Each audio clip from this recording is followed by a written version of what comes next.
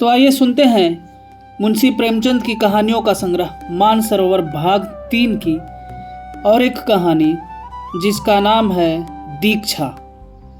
जब मैं स्कूल में पढ़ता था, गेंद खेलता था और अध्यापक महोदयों की घुड़कियां खाता था, अर्थात मेरी किशोर अवस्था थी। न ज्ञान का उदय हुआ था और न बुद्धि का विकास। उस समय मैं टेम्परेंस एसोसिएशन नशा निवारण सभा का उत्साही सदस्य था। नित्य उसके जलसों में शरीक होता, उसके लिए चंदा वसूल करता। इतना ही नहीं, व्रतधारी भी था और इस व्रत के पालन का अटल संकल्प कर चुका था। प्रधान महोदय ने मेरी दीक्षा लेते समय जब पूछा, तुम्हें विश्वास है कि जीवन पर्यंत इस व्रत पर अटल रहोगे? तो मैंने निस्संक भाव से उत्तर दिया, हाँ, मुझे पूर्ण विश्वास है। प्रधान ने मुस्कुराकर प्रतिज्ञा पत्र मेरे सामने रख दिया। उस दिन मुझे कितना आनंद हुआ था। गौरव से सिर उठाए घूमता फिरता था। कई बार पिताजी से भी बेअदबी कर बैठा, क्योंकि वह संध्या समय थकान मिटाने के लिए एक गिलास पी लिया करते थे। मुझे यह असह्य था, कहूँगा ईमान की। पिताजी ऐब करते थे, पर हुनर के साथ। ज्यों ही जरा सा सरूर आ जाता, आंखों में सुर्खी की आभा झलकने लगती कि ब्यालू करने बैठ जाते। बहुत ही सूक्ष्महारी थे और फिर रात भर के लिए माया मोह के बंधनों से मुक्त हो जाते। मैं उन्हें उपदेश देता था, उनसे वाद विवाद करने पर उतारू हो जाता था। एक बार तो मैंने गजब कर डाला था। उनकी बोतल और गिलास को पत्थर पर इतनी जोर से पटका कि भगवान कृष्ण ने कंस को भी इतनी जोर से ना पटका होगा। घर में कांच के टुकड़े फैल गए और कई दिनों तक नग्न चरणों से फिरने वाली स्त्रियों के पैरों से खून बहा। पर मेरा उत्साह तो देखिए। पिता की तीव्र दृष्टि की परवाह न की। पिताजी ने आकर अपनी संजीवनी प्रदायिनी बोतल का यह शोक समाचार सुना तो सीधे बाजार गए और एक क्षण में ताक के शून्य स्थान की फिर पूर्ति हो गई। मैं देवासुर संग्राम के लिए कमर कैसे बैठा था, मगर पिताजी के मुख पर लेस मात्र भी मैल ना आया। उन्होंने मेरी ओर उत्साहपूर्ण दृष्टि से देखा। अब मुझे मालूम होता है कि वह आत्मोल्लास, विशुद्ध सत्कामना और अलौकिक स्नेह से परिपूर्ण थी और मुस्कुरा दिए। उसी तरह मुस्कुराए जैसे कई मास पहले प्रधान महोदय मुस्कुराए थे। अब उनके मुस्कुराने का आशय समझ रहा हूं। उस समय न समझ सका, बस इतनी ही ज्ञान की वृद्धि हुई है। उस मुस्कान में कितना व्यंग था, मेरे बाल व्रत का कितना उपहास और मेरी सरलता पर कितनी दया थी। अब उसका मर्म समझा हूं। मैं अपने कॉलेज में अपने व्रत पर दृढ़ रहा। मेरे कितने ही मित्र संयमशील न थे। मैं आदर्श चरित्र समझा जाता था। कॉलेज में उस संकीर्णता का निर्वाह कहाँ, बुद्धू बना दिया जाता। कोई मुल्ला की पदवी देता, कोई नासेह कहकर मजाक उड़ाता। मित्रगण व्यंग भाव में कहते, हाय अफसोस, तूने पी ही नहीं। सारांश यह कि यहां मुझे उदार बनना पड़ा। मित्रों को कमरे में चुस्कियां लगाते देखता और बैठा रहता। भंग घुटती और मैं देखा करता। लोग आग्रह पूर्वक कहते, अजी जरा लो भी, तो विनती भाव से कहता, क्षमा कीजिए, यह मेरे सिस्टम को सूट नहीं करती।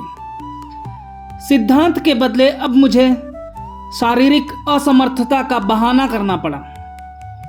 वह सत्याग्रह का जोश जिसने पिता की बोतल पर हाथ साफ किया था गायब हो गया था। यहां तक कि एक बार जब कॉलेज के चौथे वर्ष में मेरे लड़का पैदा होने की खबर मिली तो मेरी उदारता ही हद हो गई। मैंने मित्रों के आग्रह से मजबूर होकर उनकी दावत की और अपने हाथों से ढाल ढाल कर उन्हें पिलाई। उस दिन साकी बनने में हार्दिक आनंद मिल रहा था। उदारता वास्तव में सिद्धांत से गिर जाने, आदर्श से चूक हो जाने का ही दूसरा नाम है। अपने मन को समझाने के लिए युक्तियों का अभाव कभी नहीं होता। संसार में सबसे आसान काम अपने को धोखा देना है। मैंने खुद तो नहीं पी, पिला दी, इसमें मेरा क्या नुकसान? दोस्तों की दिल सीकनी तो नहीं की।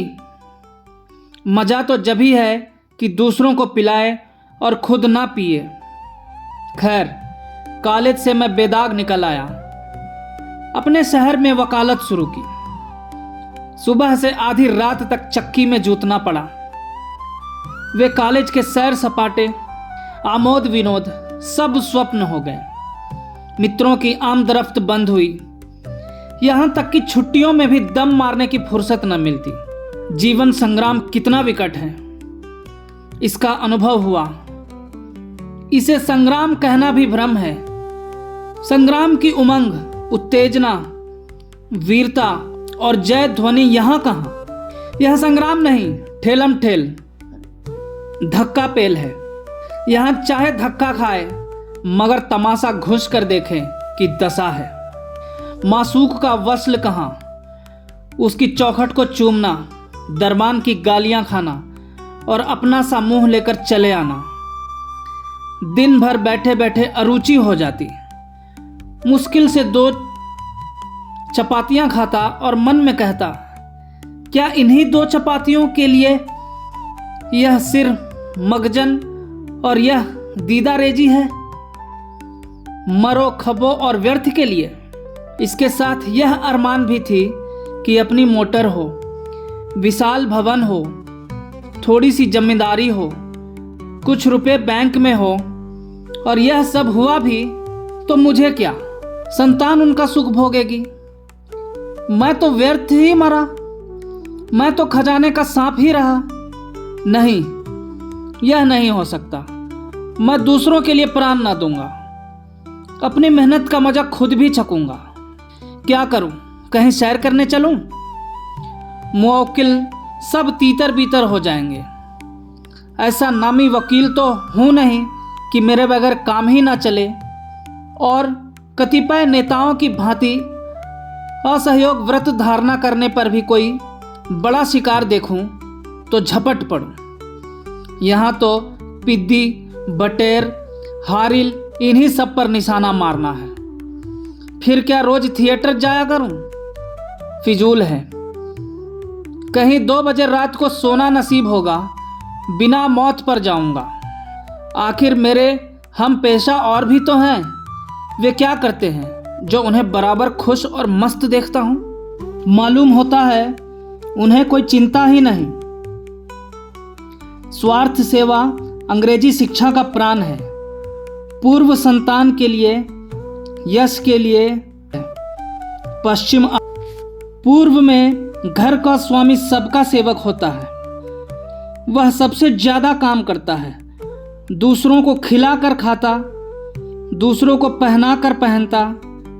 किंतु पश्चिम में वह सबसे अच्छा खाना, अच्छा पहनना अपना अधिकार समझता है।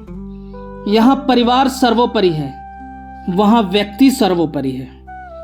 हम बाहर से पूर्व और भीतर से पश्चिम हैं। हमारे सत आदर्श दिन दिन लुप्त होते जा रहे हैं। मैंने सोचना शुरू किया, इतने दिनों की तपस्या से मुझे क्या मिल गया? दिन भर छाती फाड़कर काम करता हूँ, आधी रात को मुंह ढांपकर सो रहता हूँ। यह भी कोई जिंदगी है? कोई सुख नहीं, मनोरंजन का कोई सामान नहीं। दिन भर काम करने के बाद टेनिस क्या खाक खेलूंगा? हवाखोरी के लिए भी तो पैरों में जूता चाहिए। ऐसे जीवन को रसमय बनाने के लिए केवल एक ही उपाय है, आत्मविस्मृत, जो एक क्षण के लिए मुझे संसार की चिंताओं से मुक्त कर दे। मैं अपनी परिस्थिति को भूल जाऊं, अपने को भूल जाऊं, जरा हंसूं, जरा कहकहा मारूं, जरा मन में स्फूर्ति आए। केवल एक ही बूटी है जिसमें यह गुण है और वह मैं जानता हूं। कहाँ की प्रतिज्ञा, कहाँ का व्रत, वे बचपन की बातें थी। उस समय क्या जानता था कि मेरी यह हालत होगी। नव स्फूर्ति का बाहुल्य था, पैरों में शक्ति थी, घोड़े पर सवार होने की क्या जरूरत थी। तब जवानी का नशा था, अब वह कहां। यह भावना मेरे पूर्व संचित समय की जड़ों को हिलाने लगी। यह नित्य नई नई युक्तियों से सशक्त होकर आती थी। क्यों, क्या तुम ही सबसे अधिक बुद्धिमान हो? सब तो पीते हैं, जजों को देखो, इजलास छोड़कर जाते और पी आते हैं। प्राचीन काल में ऐसे व्रत निभ जाते थे जब जीविका इतनी प्राणघातक न थी। लोग हंसेंगे ही ना कि बड़े व्रतधारी की दुम बने थे। आखिर आ गए ना चक्कर में, हंसने दो। मैंने नाहक व्रत लिया, उसी व्रत के कारण इतने दिनों की तपस्या करनी पड़ी। नहीं पी तो कौन सा बड़ा आदमी हो गया, कौन सम्मान पा लिया।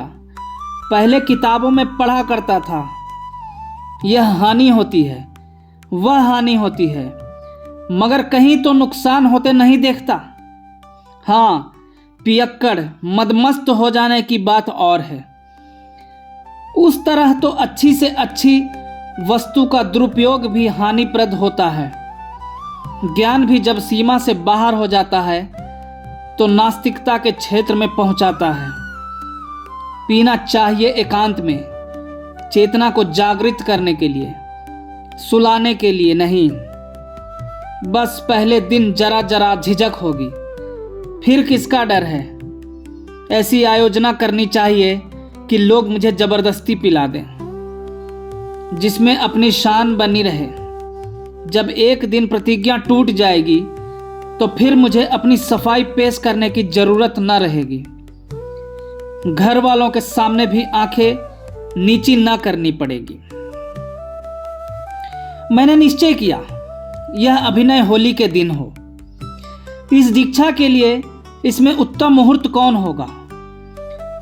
होली पीने पिलाने का दिन है, उस दिन मस्त हो जाना क्षम्य है। पवित्र होली अगर हो सकती है तो पवित्र चोरी, पवित्र रिश्वत सितानी भी हो सकती है। होली आई, अब की बहुत इंतजार के बाद आई। मैंने दीक्षा लेने की तैयारी शुरू की। कई पीने वालों को निमंत्रित किया। केल्नर की दुकान से विस्की और शैंपेन मंगवाई। लेमनेड, सोडा, बर्फ, गजक, खमीरा, तंबाकू वगैरह सब सामान मंगवाकर लैस कर दिया। कमरा बहुत बड़ा न था। कानूनी किताबों की अलमारियां हटवा दी, फर्श बिछवा दिया और शाम को मित्रों का इंतजार करने लगा। जैसे चिड़िया पंख फैलाए बहेलियों को बुला रही हो। मित्रगण एक एक करके आने लगे। 9 बजते बजते सब के सब आ बिराजे।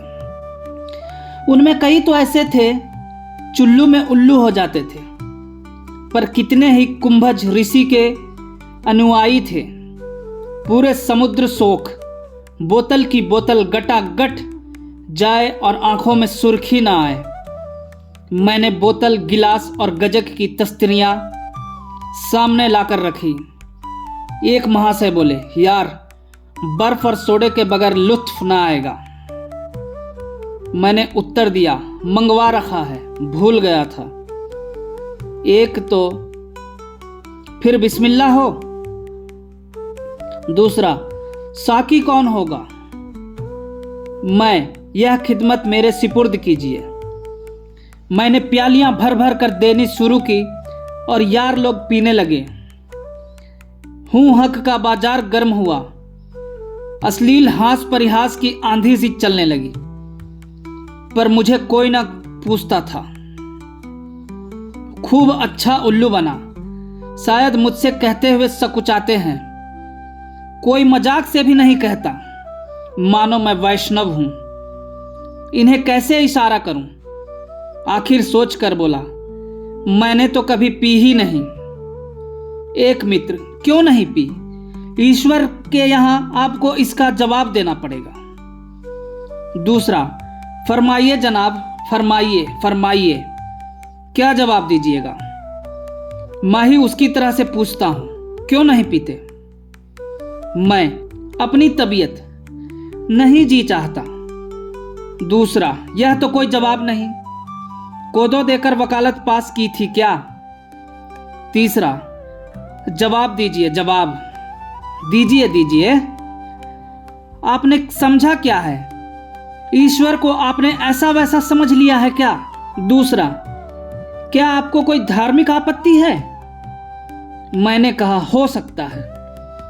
तीसरा, वाह रे धर्मात्मा, क्यों ना हो, आप बड़े धर्मात्मा हैं। जरा आपकी दुम देखूं। मैं, क्या धर्मात्मा आदमियों के दुम होती हैं? चौथा, और क्या, किसी के हाथ की, किसी के 2 हाथ की। आप हैं किस फेर में? दुमदारों के सिवा आज धर्मात्मा है ही कौन? हम सब पापात्मा हैं। तीसरा, धर्मात्मा वकील, ओहो। धर्मात्मा वेश्या, ओहो। दूसरा, धार्मिक आपत्ति तो आपको हो ही नहीं सकती। वकील होना धार्मिक विचारों से शून्य होने का चिन्ह है। मैं, भाई मुझे सूट नहीं करती। तीसरा, अब मार लिया, मुझी को मार लिया। आपको सूट नहीं करती, मैं सूट करा दूं? दूसरा, क्या किसी डॉक्टर ने मना किया है? मैं, नहीं। तीसरा, वाह वाह, आप खुद ही डॉक्टर बन गए। अमृत आपको सूट नहीं करता। अरे धर्मात्मा जी, एक बार पी के देखिए। दूसरा, मुझे आपके मुंह से यह सुनकर आश्चर्य हुआ। भाई जी, यह दवा है, महाऔषधि है, यही सोम रस है। कहीं आपने टेम्परेंस की प्रतिज्ञा तो नहीं ले ली है? मैं, मान लीजिए ली हो तो? तीसरा, तो आप बुद्धू हैं, सीधे सीधे कोरे बुद्धू। चौथा, जाम चलने को है सब। अहले नजर बैठे हैं, आंख साकी न चुराना, हम इधर बैठे हैं। दूसरा, हम सभी टेम्परेंस के प्रतिज्ञाधारी हैं, पर जब वह हम ही नहीं रहे तो वह प्रतिज्ञा कहां रही? हमारे नाम वही हैं, पर हम वह नहीं हैं। जहां लड़कपन की बातें की गई, वहीं वह प्रतिज्ञा भी गई। मैं, आखिर इससे फायदा क्या है? दूसरा, यह तो पीने ही से मालूम हो सकता है। एक प्याली पीजिए, फायदा ना मालूम हो तो फिर ना पीजिएगा। तीसरा, मारा मारा, अब मूजी को पिलाकर छोड़ेंगे। चौथा, ऐसे में ख्वार है, दिन रात पिया करते हैं, हम तो सोते में तेरा नाम लिया करते हैं। पहला, तुम लोगों से ना बनेगा, मैं पिलाना जानता हूं। यह महाशय मोटे ताजे आदमी थे। मेरा टेटुआ दबाया और प्याली मुंह से लगा दी। मेरी प्रतिज्ञा टूट गई, दीक्षा मिल गई, मुराद पूरी हुई। किंतु बनावटी क्रोध से बोला, आप लोग अपने साथ मुझे भी ले डूबे। दूसरा, मुबारक हो, मुबारक। तीसरा, मुबारक मुबारक, 100 बार मुबारक। नवदीक्षित मनुष्य बड़ा धर्मपरायण होता है। मैं संध्या समय दिन भर की वाग वितंडा से छुटकारा पाकर एकांत में अथवा 2-4 मित्रों के साथ बैठकर प्याले पर प्याले चढ़ाता तो चित्त उल्लासित हो उठता था। रात को निद्रा खूब आती थी, पर प्रातःकाल अंग अंग में पीड़ा होती, अंगड़ाइयां आती, मस्तिष्क शिथिल हो जाता। यही जी चाहता कि आराम से पलंग पर लेटा रहूं। मित्रों ने सलाह दी कि खुमारी उतारने के लिए सवेरे भी एक पेग पी लिया जाए तो अति उत्तम है। मेरे मन में भी बात बैठ गई। मुंह हाथ धोकर पहले संध्या किया करता था, अब मुंह हाथ धोकर चट अपने कमरे के एकांत में बोतल लेकर बैठ जाता। मैं इतना जानता था कि नशीली चीज़ों का चस्का बुरा होता है, आदमी धीरे धीरे उनका दास हो जाता है, यहाँ तक कि वह उनके बगैर कुछ काम ही नहीं कर सकता। परंतु ये बातें जानते हुए भी उनके वशीभूत होता जाता था। यहाँ तक नौबत पहुंची कि नशे के बगैर कुछ काम ही ना कर सकता। जिसे आमोद के लिए मुंह लगाया था, वह साल ही भर में मेरे लिए जल और वायु की भांति अत्यंत आवश्यक हो गई। अगर कभी किसी मुकदमे में बहस करते करते देर हो जाती तो ऐसी थकावट चढ़ती थी मानो मंजिलों चला हूं। उस दशा में घर आता तो अनायास ही बात बात पर झुंझलाता, कहीं नौकर को डांटता, कहीं बच्चों को पीटता, कहीं स्त्री पर गर्म होता। यह सब कुछ था, पर मैं कतिपय अन्य शराबियों की भांति नशा आते ही दून की ना लेता था, अनर्गल बातें ना करता था, हल्ला ना मचाता था, न मेरे स्वास्थ्य पर ही मदिरा सेवन का कुछ बुरा असर नजर आता था। बरसात के दिन थे, नदी नाले बढ़े हुए थे। हुक्काम बरसात में भी दौर करते हैं, उन्हें अपने भत्ते से मतलब। प्रजा को कितना कष्ट होता है, इससे उन्हें कुछ सरोकार नहीं। मैं एक मुकदमे में दौरे पर गया, अनुमान किया था कि संध्या तक लौट आऊंगा, मगर नदियों का चढ़ाव उतार पड़ा। 10 बजे पहुंचने के बदले शाम को पहुंचा। जंट साहब मेरी प्रतीक्षा कर रहे थे। मुकदमा पेश हुआ, लेकिन बहस खत्म होते होते रात 9 बज गए। मैं अपनी हालत क्या कहूं। जी चाहता था जंट साहब को नोच खाऊं। कभी अपनी प्रतिपक्षी वकील की दाढ़ी नोचने को जी चाहता था, जिसने बरबस बहस को इतना बढ़ाया। कभी जी चाहता था अपना सिर पीट लूं। मुझे सोच लेना चाहिए था कि आज रात को देर हो गई तो जंट मेरा गुलाम तो है नहीं कि जो मेरी इच्छा हो वही करे। न खड़ा रहा जाता न बैठे। छोटे मोटे पियक्कड़ मेरी दुर्दशा की कल्पना नहीं कर सकते। खैर 9 बजते बजते मुकदमा समाप्त हुआ, पर अब जाऊं कहां। बरसात की रात, कोसों तक आबादी का पता नहीं। घर लौटना कठिन ही नहीं, असंभव। आसपास भी कोई ऐसा गांव नहीं जहां संजीवनी मिल सके।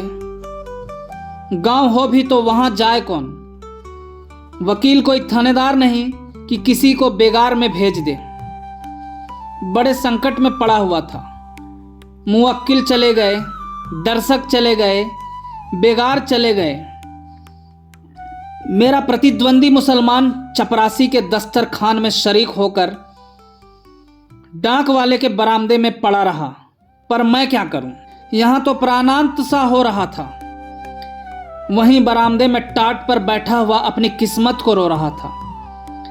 न नींद ही आती थी कि इस कष्ट को भूल जाऊं, अपने को उसी की गोद में सौंप दूं। गुस्सा अलबत्ते था कि वह दूसरा वकील कितनी मीठी नींद सो रहा है, मानो ससुराल में सुख सेज पर सोया हुआ है। इधर तो मेरा यह बुरा हाल था उधर डाक बंगले में साहब बहादुर गिलास पर गिलास चढ़ा रहे थे। शराब के ढालने की मधुर ध्वनि मेरे कानों में आकर चित्त को और भी व्याकुल कर देती। मुझसे बैठे ना रहा गया। धीरे धीरे चिक के पास गया और अंदर झांकने लगा। आह, कैसा जीवनप्रद दृश्य था। सफेद बिल्लौर के गिलास में बर्फ और सोडा वाटर से अलंकृत अरुण मुख कामनी शोभायमान थी। मुंह में पानी भर आया। उस समय कोई मेरा चित्र उतारता तो लोलू पत्ता के चित्रण में बाजी मार ले जाता।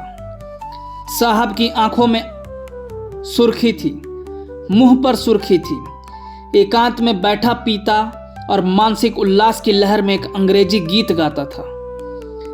कहाँ वह स्वर्ग का सुख और कहाँ यह मेरा नरक भोग।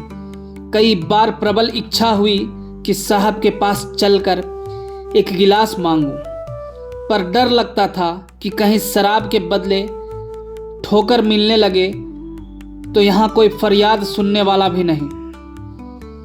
मैं वहां तब तक खड़ा रहा जब तक साहब का भोजन समाप्त न हो गया। मन चाहे भोजन और सुरा सेवन के उपरांत उसने खान सामा को मेज साफ करने के लिए बुलाया। खान सामा वही मेज के नीचे बैठा ऊँघ रहा था। उठा और प्लेट लेकर बाहर निकला तो मुझे देखकर चौंक पड़ा। मैंने शीघ्र ही उसको आश्वासन दिया, डरो मत, मैं हूं। खान सामा ने चकित होकर कहा, आप हैं वकील साहब? क्या हजूर यहां खड़े थे? मैं, हाँ, जरा देखता था कि ये सब कैसे खाते पीते हैं। बहुत शराब पीता है खान, अजी कुछ पूछिए मत। 2 बोतल दिन रात में साफ कर डालता है। 20 रुपये रोज की शराब पी जाता है। दौरे पर चलता है तो 4 दर्जन बोतलों से कम साथ नहीं रखता। मुझे भी कुछ आदत है, पर आज ना मिली। खान, तो आपको बड़ी तकलीफ हो रही होगी। मैं, क्या करूं, यहां तो कोई दुकान भी नहीं। समझता था जल्दी से मुकदमा हो जाएगा, घर लौट जाऊंगा, इसलिए कोई सामान साथ न लाया। खान, मुझे तो अफीम की आदत है। एक दिन ना मिले तो बावला हो जाता हूं। अमल वालों को चाहे कुछ न मिले, अमल मिल जाए तो उसे कोई फिक्र नहीं। खाना चाहे 3 दिन में मिले। वही हाल है भाई, भुगत रहा हूं। ऐसा मालूम होता है बदन में जान ही नहीं है। खान, हजूर को कम से कम 1 बोतल साथ रख लेनी चाहिए थी, जेब में डाल लेते। इतनी ही तो भूल हुई, नहीं रोना काहे का था। खान, नींद भी ना आती होगी। कैसी नींद, दम लबों पर है, न जाने रात कैसे गुजरेगी। मैं चाहता था खान सामा अपनी तरफ से मेरी अग्नि शांत करने का प्रस्ताव करे, जिसमें मुझे लज्जित ना होना पड़े, पर खान सामा भी चंट था। बोला, अल्लाह का नाम लेकर सो जाइए, नींद कब तक ना आएगी। नींद तो ना आएगी, हाँ, मर भले ही जाऊंगा। क्या साहब, बोतलें गिन कर रखते हैं? गिनते तो क्या होंगे। खान, अरे हुजूर, एक ही मुजी है, बोतल पूरी नहीं होती तो उस पर निशान बना देता है। मजाल है कि 1 बूंद भी कम हो जाए। बड़ी मुसीबत है, मुझे तो 1 गिलास चाहिए। बस इतना ही चाहता हूं कि नींद आ जाए, जो इनाम कहो वह दूं। खान, इनाम तो हुजूर देंगे ही, लेकिन खौफ यही है कि कहीं भांप गया तो फिर मुझे जिंदा ना छोड़ेगा। यार लाओ, अब ज्यादा सब्र की ताब नहीं है। खान, आपके लिए जान हाजिर है, पर 1 बोतल 10 रुपए में आती है। मैं कल किसी बेगार से मंगाकर तादाद पूरी कर दूंगा। 1 बोतल थोड़े ही पी जाऊंगा। खान: साथ लेते जाइएगा हुजूर, आधी बोतल खाली मेरे पास रहेगी तो उसे फौरन सुबह हो जाएगा।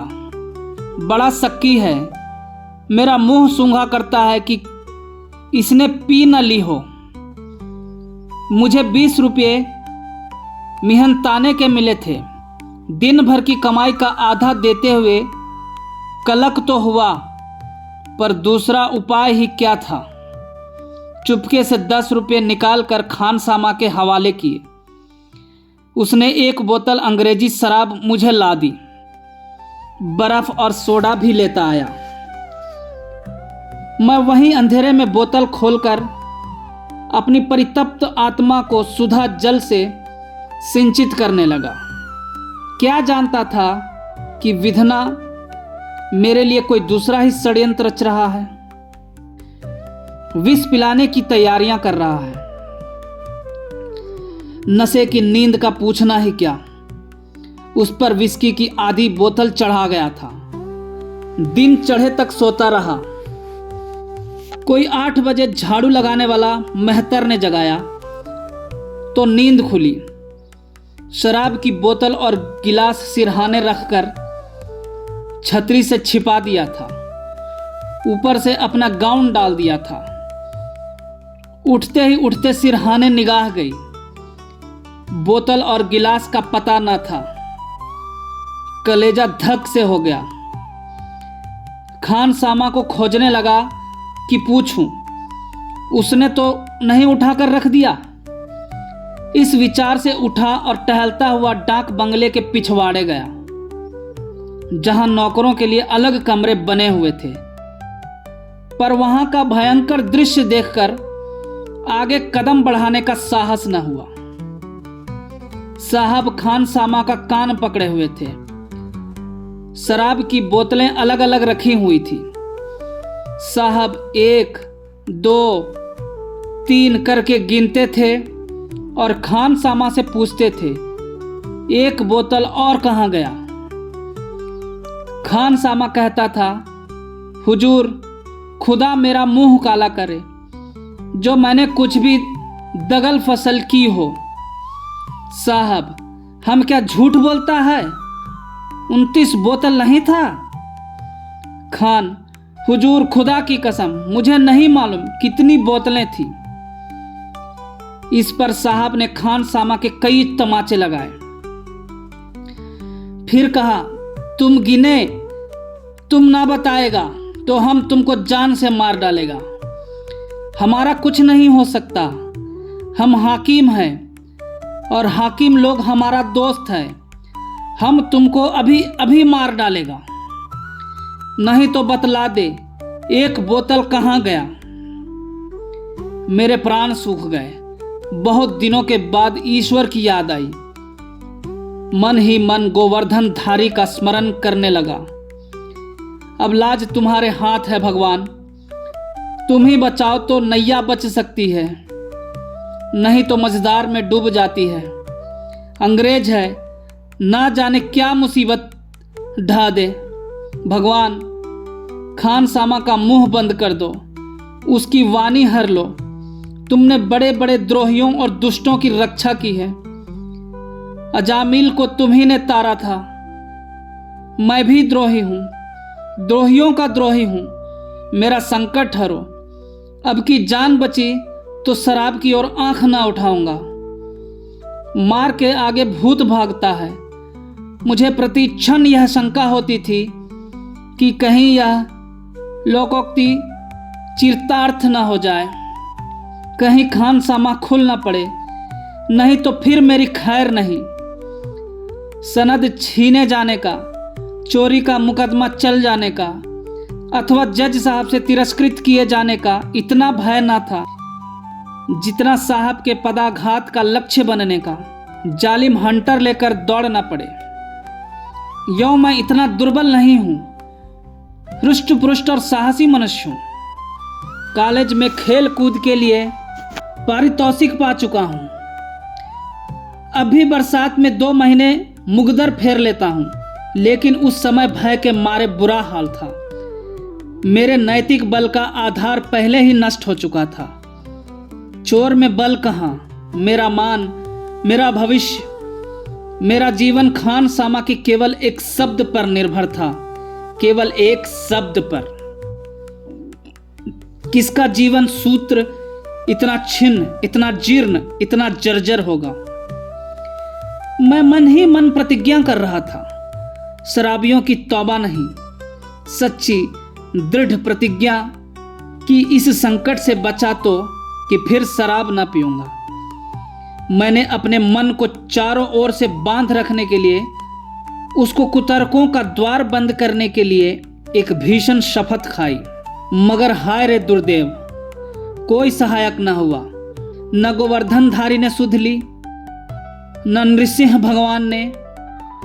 वे सब सतयुग में आया करते थे। न प्रतिज्ञा कुछ काम आई, न शपथ का कुछ असर हुआ।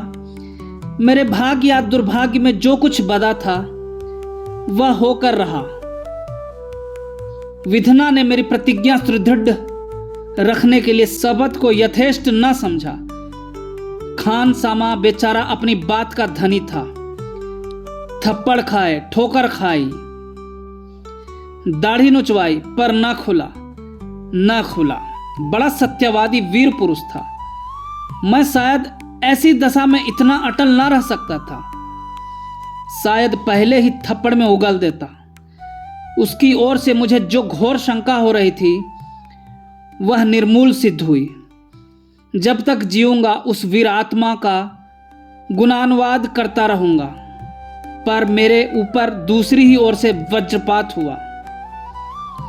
खान सामा पर जब मार धाड़ का कुछ असर न हुआ तो साहब उसके कान पकड़े हुए डाक बंगले की तरफ चले। मैंने उन्हें आते देखा, चटपट सामने बरामदे में जा बैठा और ऐसा मुंह बना लिया मानो कुछ जानता ही नहीं। साहब ने खान सामा को लाकर मेरे सामने खड़ा कर दिया। मैं भी उठकर खड़ा हो गया। उस समय यदि कोई मेरे हृदय को चीरता तो रक्त की एक बूंद भी ना निकलती। साहब ने मुझसे पूछा, वेल वकील साहब, तुम शराब पीता है? मैं इनकार ना कर सका। तुमने रात शराब पी थी? मैं इनकार ना कर सका। तुमने मेरे इस खान सामा से शराब ली थी? मैं इनकार ना कर सका। तुमने रात को शराब पीकर बोतल और गिलास अपने सिर के नीचे छिपा कर रखा था? मैं इनकार ना कर सका। मुझे भय था कि खान सामा कहीं खुल ना पड़े, पर उल्टे मैं ही खुल पड़ा। तुम जानता है यह चोरी है। मैं इनकार ना कर सका। हम तुमको मुअत्तल कर सकता है, तुम्हारा सनद छीन सकता है, तुमको जेल भेज सकता है। यथार्थ ही था। हम तुमको ठोकरों से मारकर गिरा सकता है, हमारा कुछ नहीं हो सकता। यथार्थ ही था। तुम काला आदमी वकील बनता है, हमारे खान सामा से चोरी का शराब लेता है। तुम सुअर, लेकिन हम तुमको वही सजा देगा जो तुम पसंद करे। तुम क्या चाहता है? मैंने कांपते हुए कहा, हुजूर मुआफ़ी चाहता हूँ। नहीं, हम सजा पूछता है, जो हुजूर मुनासिब समझे। अच्छा यही होगा। यह कहकर उस निर्दयी नर पिशाच ने 2 सिपाहियों को बुलाया और उनसे मेरे दोनों हाथ पकड़वा दिए। मैं मौन धारण किए इस तरह सिर झुकाए खड़ा रहा जैसे कोई लड़का अध्यापक के सामने बेंत खाने को खड़ा होता है। इसने मुझे क्या दंड देने का विचार है? कहीं मेरी मुस्कें तो न कसवाएगा या कान पकड़कर उठा बैठी तो न करवाएगा? देवताओं से सहायता मिलने की कोई आशा तो न थी, पर अदृश्य का आवाहन करने के अतिरिक्त और कोई उपाय ही क्या था?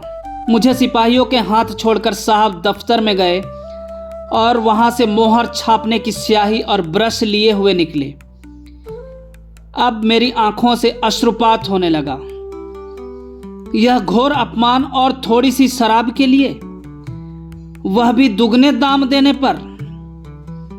साहब ब्रश से मेरे मुंह में कालिमा पोत रहे थे। वह काली माँ जिसे धोने के लिए सेरों साबुन की जरूरत थी और मैं भीगी बिल्ली की भांति खड़ा था।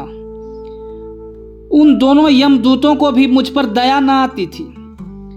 दोनों हिंदुस्तानी थे, पर उन्हीं के हाथों मेरी यह दुर्दशा हो रही थी।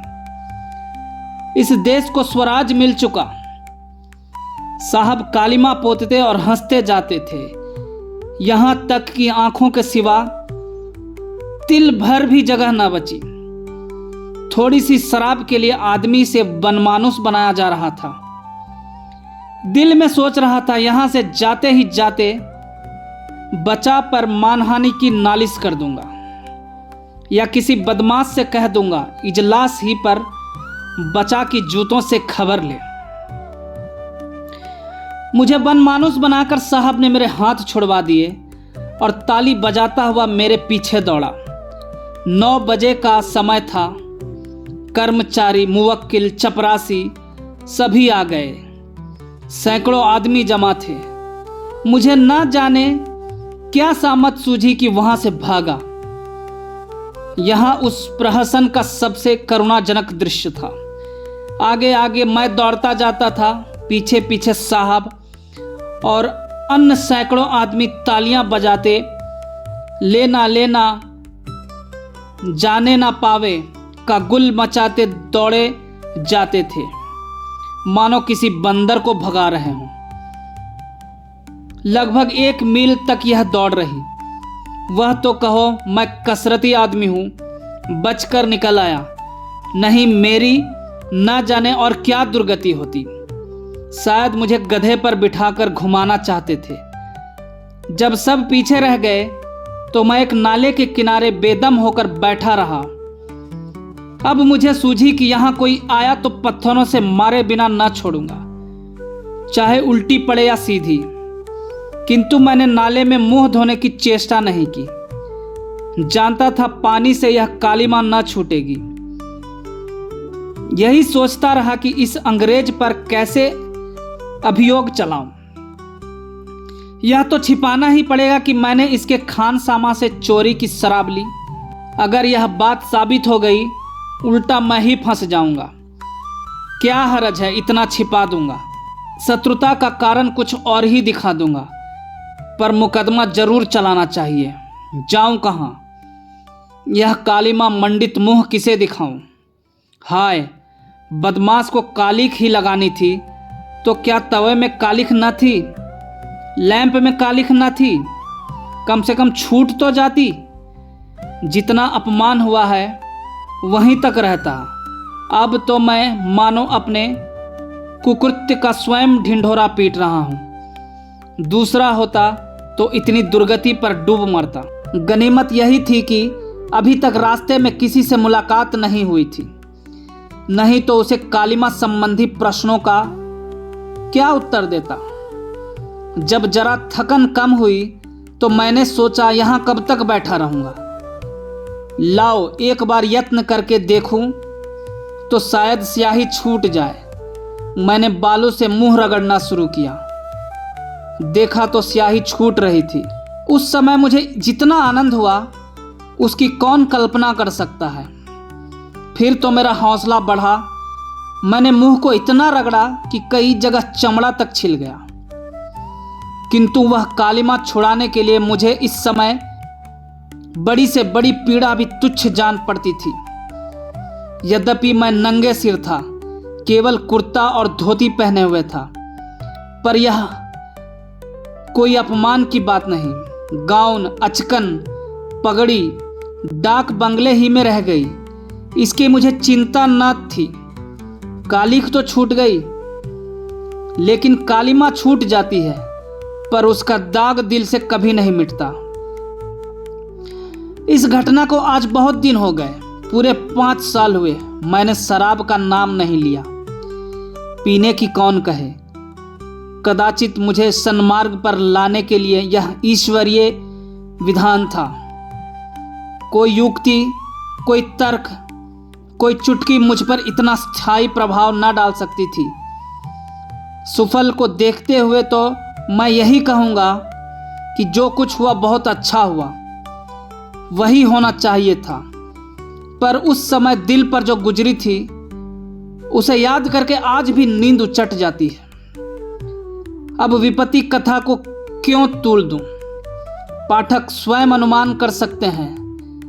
खबर तो फैल गई, किंतु मैंने झेपने और शर्माने के बदले बेहयाई से काम लेना अधिक अनुकूल समझा। अपनी बेवकूफ़ी पर हंसता था और बेधड़क अपनी दुर्दशा की कथा कहता था। हाँ, चालाकी यह की कि उसमें कुछ थोड़ा सा अपनी तरफ से बढ़ा दिया।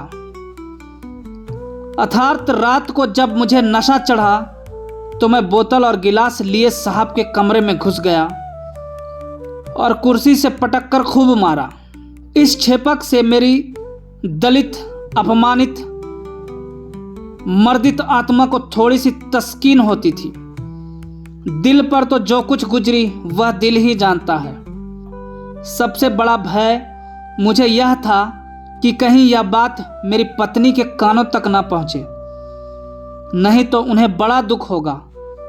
मालूम नहीं उन्होंने सुना या नहीं, पर मुझसे इसकी चर्चा नहीं की। धन्यवाद।